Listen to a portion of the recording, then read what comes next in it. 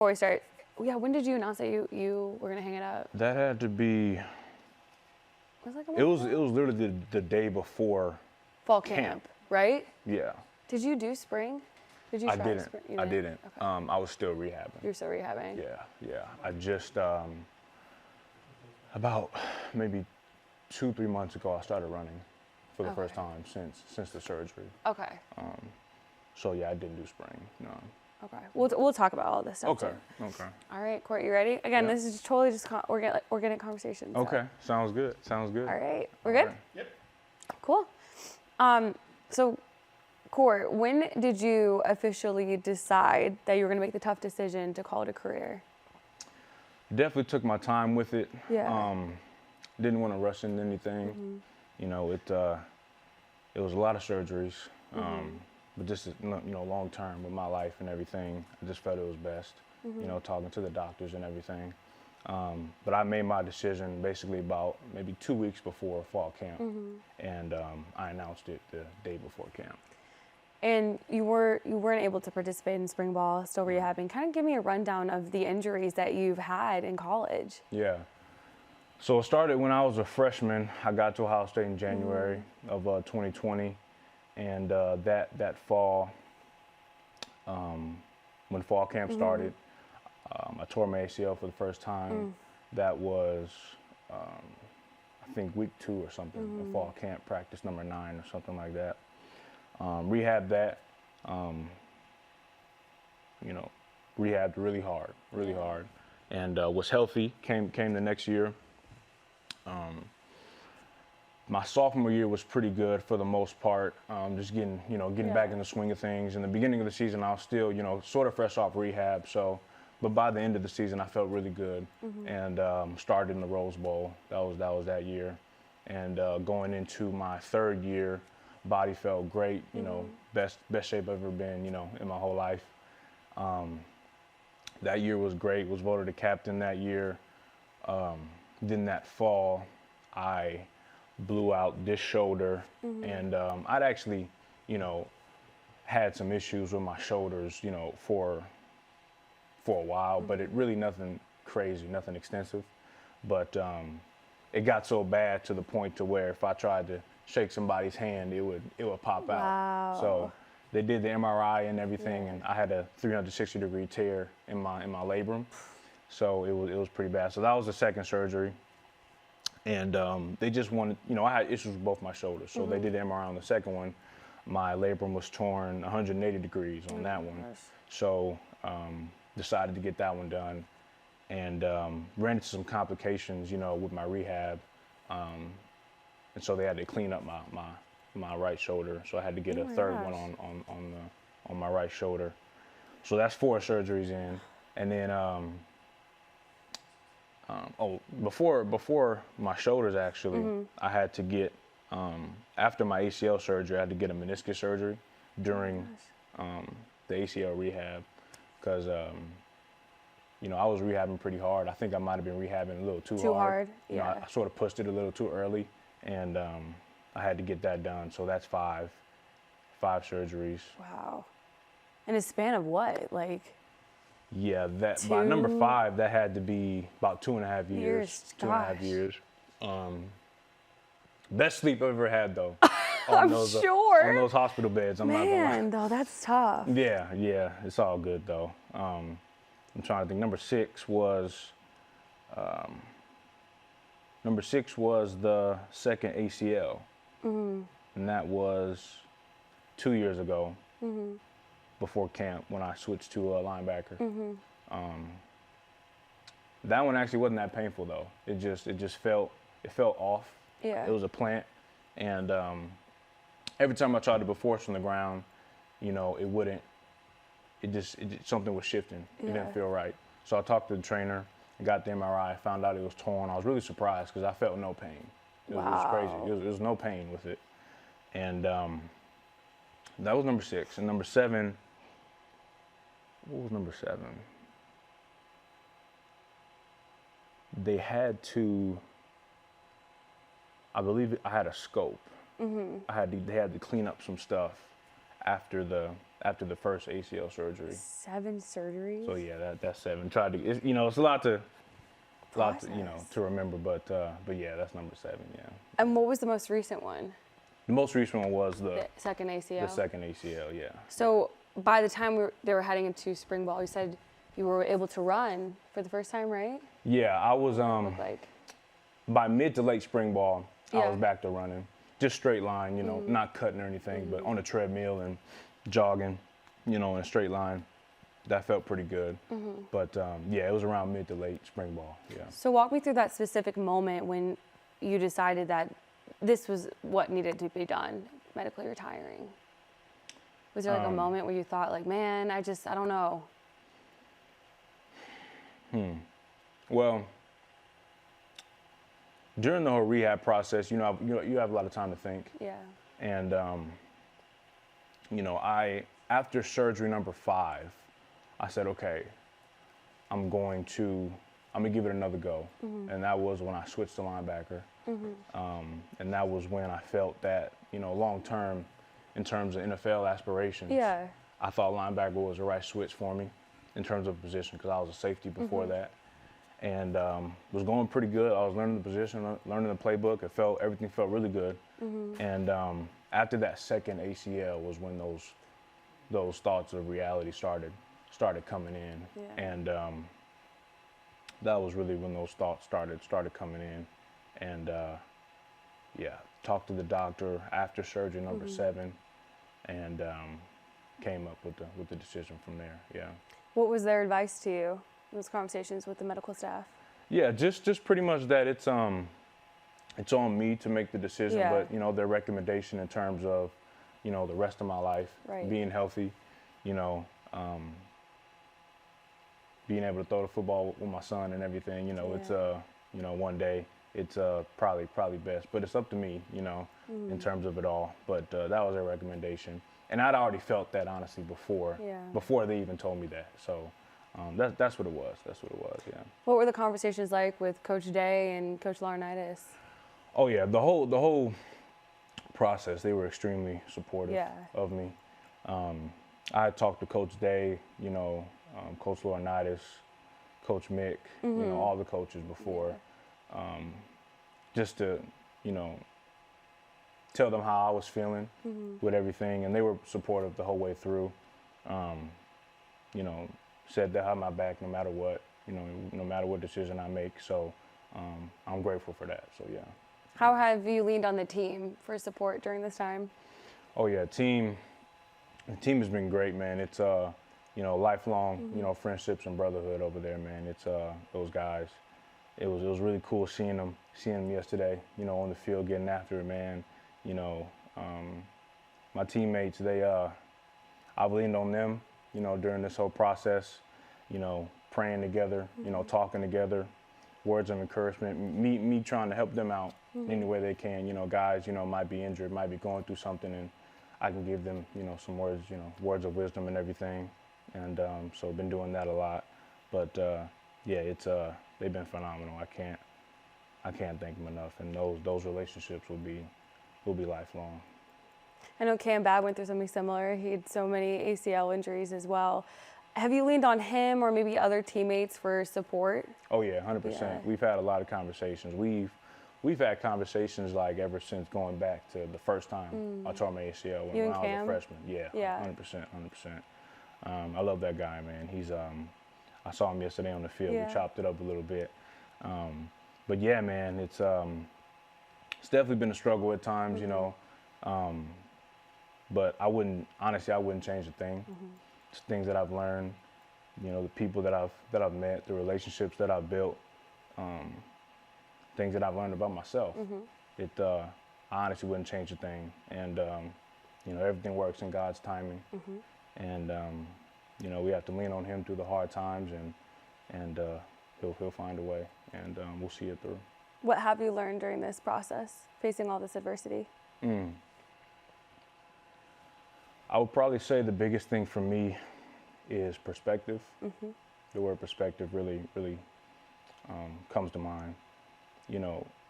Not getting too high, not getting too low.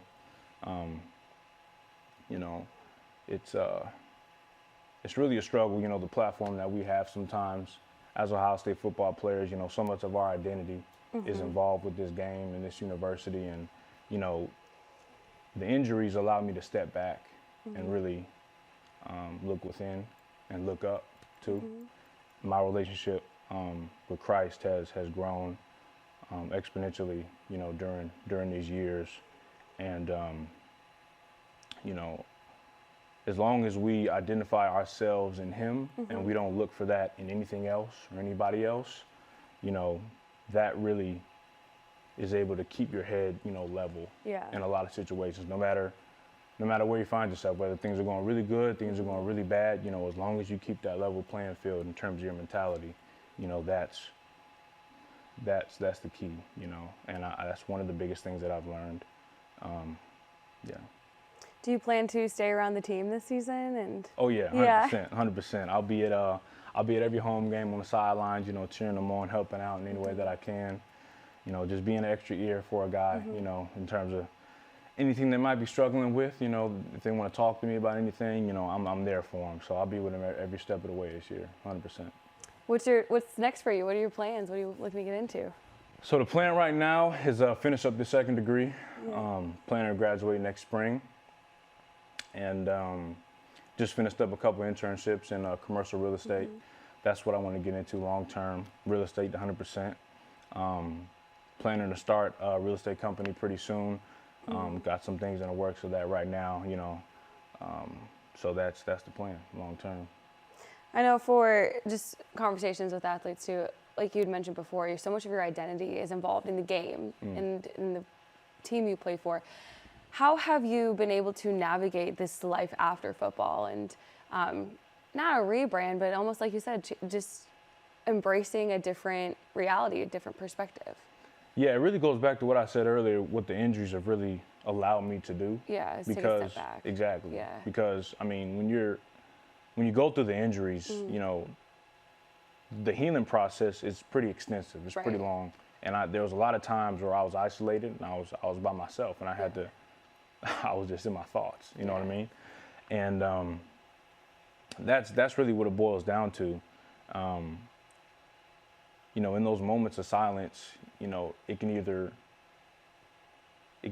get really bad, I mean, or be pretty good. It's these injuries have allowed me to step back and really see, you know, what it is I actually like to do, what I'm actually passionate about, what gets me fired up, and you know, the feeling that I get when it comes to real estate is similar to football. I mean, you're going after something, you know, it's the hunt that I like. You know, it's the best way I can describe it. You know, it's that feeling that I get inside. It's very similar. Everything correlates. Football correlates to everything in life, pretty much. But to answer your question, really those injuries allowed me to really step back and give me time to think and figure it out. So that's one of the things that I'll say to that. Everybody always talks about the Brotherhood and how strong the Brotherhood is. You being from California too, you know, you don't necessarily have your family here to directly support you. Of course, they're supporting from afar, but to be here through this transition. So what does that speak to the Brotherhood at Ohio State? You kind of have that second family here to at least help. Man, it's real when they talk about it. I mean, they've preached it since recruiting, you know, since I was being recruited out of high school. But when I got here as a freshman, it was, I mean, you could see it right away. You know, the older guys, I remember dudes, you know, Pete Warner, Tuff Borland, you know, Baron Brown and Jonathan Cooper.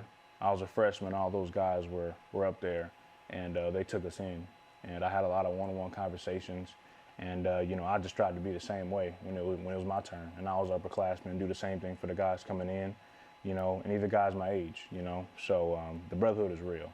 You know, it's really a family, you know, and it starts from the top. You know, Coach Day has really made that the culture of the team. And that's real. When they talk about Brotherhood, it's the real deal. So, yeah. Being around the team, what's your kind of takeaway on the group this year? There's a lot of expectations. Yeah. The group does seem super close. Oh, and it seems like it could be a special year for the Buckeyes. 100%, 100%. They looked really good yesterday. I mean, we got all the tools. Yeah. Offense, defense, special teams, coaching staff. We have everything that we need, you know. So it's just it's up to us now. Yeah. You know, we just have to do what we have to do, you know, in between the lines and the rest take care of itself. Do you think this is the closest knit group that you've been a part of during your time at Ohio State? Yeah, I mean, you can see it, in terms of the things that, the team is doing in the community, when it comes to Christ and faith and everything, bringing the team together, I feel like the Ohio State community together, all that, it's, you can see it. So it's definitely one of, if not the closest groups that I've been a part of. Do you think that faith has a lot to do with that this year? Yeah, 100%. It's something that I think is really, really cool to see. Because I don't think a lot of programs, I haven't talked to a lot of dudes who, at other schools, who do something like this with the team. And that's a big part of it. The team meets every week, has a Bible study together. It started as a small group, but it's grown from there. Yeah. And I think that has a major part in it. Yeah. Yeah, it's special to see, that's 100%, for sure. 100%. Kourt, is there anything else you'd like to add about your story that we didn't touch on? I think we're good. I guess what would be your advice to maybe other athletes who are going through the same thing or who are possibly thinking about that tough decision of their kind of back and forth, well, I'm not really sure, I want to keep going or give it a try, but I guess what would be your advice to other athletes who are in similar situations? I would just say, man, if you don't know where to look, you don't know where to turn, look up. It's it's hard to when you're in it. It's hard to really, and I can speak on this. It's hard to really talk to somebody because you're trying to figure yourself out at the same time. You're trying to figure out how you're going to maneuver through it all. And the only thing that I can say with my whole heart is lean on Christ. Lean on Christ. Because there comes a point in time when there are going to be dark days and you're going to feel like you can't bear that cross, that God has bestowed upon you. And the only way you can make it through is through him. And until, Kobe Bryant said this actually, until you reach that point in your life where you can't carry that cross and God carries you and the cross, that's when you know. That's when you know. Lean on your family if you can. Lean on the community if you can. Don't isolate yourself. That's one of the things that I can say. We tend to do that a lot if we go through things, especially as men. We try to keep it all pent up, figure it out on our own. Don't do that because you're not as alone as you think. And there are other people that have gone through it and have, done great things, through it all. So talk to people, open up. It'll help you in the long run. So that's what I'll say to that. Kourt, that was very, very well said. Thank you. Thank you for sharing that. Yeah, I guess I'll just finish off by saying thank you. Thank you for having me. I want to thank the, Ohio State community, the university, the city. These 4 to 5 years have been something that I hold on to for my whole life, and I'm trying not to get emotional. I want to thank my family. I'm really trying. I want to thank my family for everything through it all. It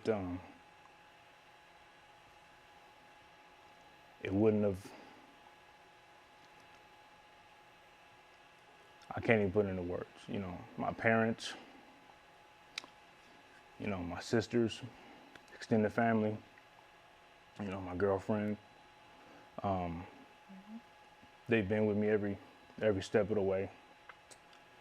And, these tears aren't because I'm sad, it's just, this is why I do it. It's for my family. And, I just want to make them proud. I can't put into words, how much you mean to me. Everything I do is for you. Everything I continue to do is for you. And, my father, he gave me his name. And I take that to heart, you know, and I try to uphold that, always have. So to him, to my mother, and my sisters, and to everyone, you know, I thank you and I love you, and I'll still try to continue to make you proud, and yeah, that's all I'll say. Love you guys. Thank you.